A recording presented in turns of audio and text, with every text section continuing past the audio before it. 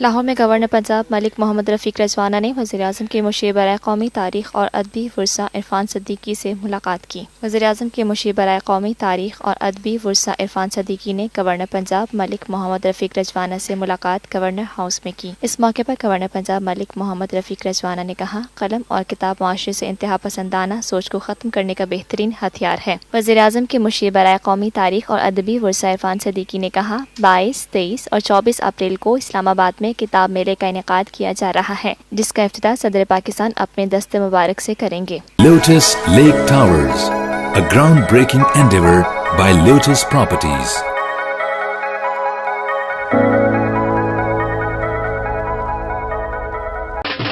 دیسی کھانوں کے متوالے ہو جائیں تیار، پاکستان کا سب سے بڑا بوفے ویکینڈ آ گیا ہے۔